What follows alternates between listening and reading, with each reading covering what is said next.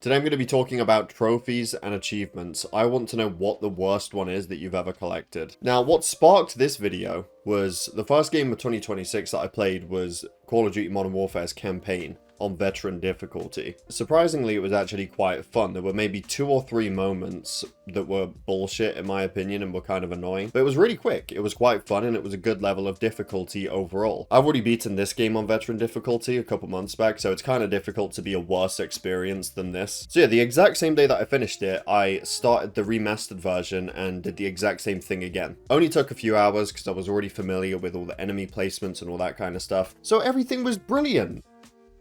And then I finished the game and got thrown into this level called Mile High Club. I must have saved and quit early in the original because that level is in the original as well, but I didn't get thrown into it. So I'm like, okay, there's an achievement for doing this on veteran difficulty. It's like a bonus mission, I guess, so I'll do this. It's only a 1-minute mission. You're on a timer. If you don't beat it in 1 minute, you have to restart. So I thought, how bad could it really be? Well, here I am making a video about the worst possible trophies and achievements that you can get, and this is one of the worst ones that I've ever collected. Sounds easy, but this is how it goes most of the time.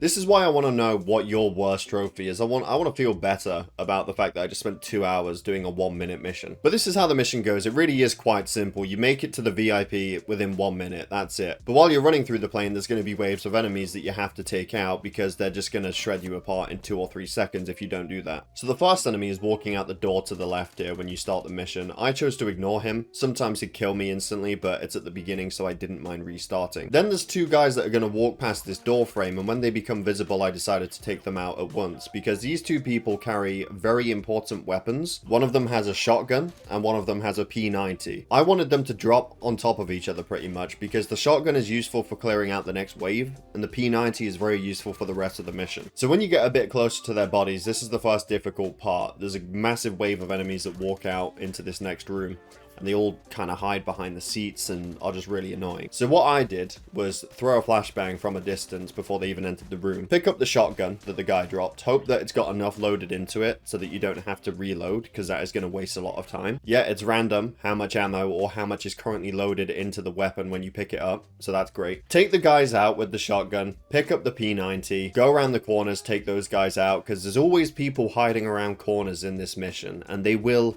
destroy you. Take those guys out, run to this wall, and wait for a scripted event. This is where I just take the time to reload some of my weapons because there's going to be a breach in the plane and it will take 2 guys out for you. So I just, again, reloaded here and took my time. Now, I'm not entirely sure how you can just sort of walk past a massive breach in the plane like this and not get sucked out. If anyone wants to enlighten me down below on how you can sort of walk past this casually, please do. But yeah, throw a flashbang into this room because there's enemies hiding behind the seats, and then there'll be a couple more enemies running down the stairs as well. This bit was a little annoying. There was sometimes a guy on like final stand, you know, where they go down but they're still holding a weapon. Yeah, they're still very dangerous. They'll either block your path and you're like, why the fuck am I not going up the stairs? Oh, there's a guy down there pointing a pistol at me. But if you manage to clear this area, you go up the stairs and now you have to make it to the opposite side in like the remaining 25 seconds. So this first room, again, full of enemies. Loads of enemies on either side. If you manage to clear this room out quickly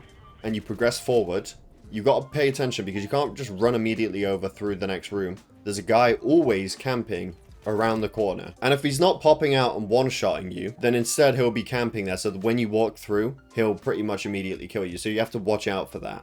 You have to take it carefully going around the corners here. But you got to do this really quickly because if you take too long here, there's already a next set of guys running toward you. And if you're quick, you can actually take them out while they're running toward you in a straight line. If you're slow, they'll all sort of like disperse in this room, hide behind seats, and at that point you might as well restart. You're not killing them quick enough and you're not getting through without killing them, so just restart. And if you manage to get those guys, you've probably got 5 seconds or something like that left on the clock. You go around the final corner, there's 2 more guys that are going to come out. You can actually run straight past these. They will nearly kill you, but At this point, you've probably got like 2 seconds left. So it's probably worth actually just trying to make it to the door. Because when you reach the door, now you actually have to rescue the VIP. You've got like a very slow 3-second timer. It's slowed down. And you have to rescue the hostage in time. This bit isn't too bad, but it would suck if you failed it. This 1-minute mission took me about 2 hours to complete. And most of my attempts were 20-30 seconds long. So many different, any way that you can imagine dying in this mission probably happened multiple times over. And then after like this was like what, midnight at this point, right? I finished the game, Modern Warfare on Veteran, like quite early in the night.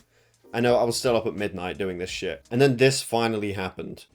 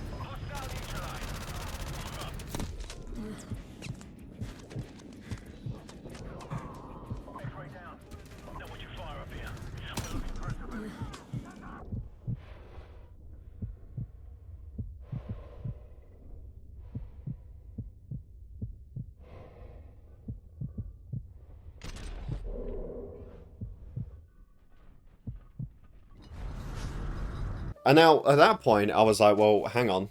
I can't just do it in one game and not do it again, right? So I went back onto this game and tried doing it again while it was fresh in my mind. And thankfully got it within 10 minutes. Got very lucky, don't get me wrong. I'm not even sure if I had less than 1 second left on the clock when I got to the hostage. In fact, I clipped it because I was already recorded way too much from the other shit. There's the single file line that you can take out if you're quick enough. Reload.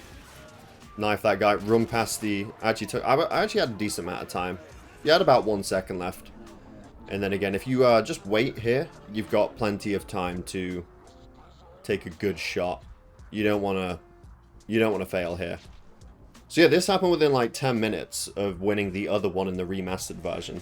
I turned around there because I left a guy. I didn't know if he'd still be there, but my teammates were there.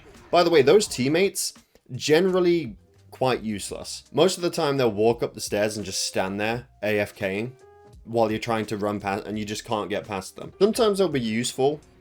I think in the remastered win that I got, they actually did take out some enemies, but generally they're just going to block you and do nothing, which is brilliant. They won't even take out the first enemy for you. The one that I said I run past without killing. That's my achievement, by the way. Yeah, that first enemy where they are looking that way and the guy comes out the door and I run past him to save time. They won't even take that guy out most of the time. But yeah, really annoying achievement that I did in both versions of the game. As you can see, this was 1 day ago. So like, I beat all the original missions on Veteran and then immediately went over to the remastered version and did Mile High Club twice in a row. It's only worth 20 gamer score in the original. Hey, at least they upped it by 10 gamer score for the remaster. That made it completely worth it, right? Funniest part is I don't even have all the achievements because I'm not actually too bothered about getting all the achievements. I just wanted to beat all the missions on the hardest difficulty. I mean, I am quite close to getting all of them on the original at least, but I just can't be bothered to go and collect all the enemy intel. But yeah, I just thought I'd talk about that achievement because it was kind of annoying, and like I said, wanted to use it as a way where you can share with me your worst achievements. Because for anyone who did not know, my monthly gaming series where I talk about all the games that I played in the month that just happened, I'm only doing that every quarter now, so I'm not doing that video until March 31st, where I'll talk about all the games that I've played this year up to that point. But yeah, so I'm not doing that at the end of January anymore. So I wanted to make this video instead to talk about this garbage mission. It's actually a fun mission. It's not that bad. You know what? Yeah, the achievement's not even that bad. I'll do it again. But yeah, that being said, thank you for watching. I hope you all enjoyed. Definitely subscribe if you're new here, and I will see you all in my next video.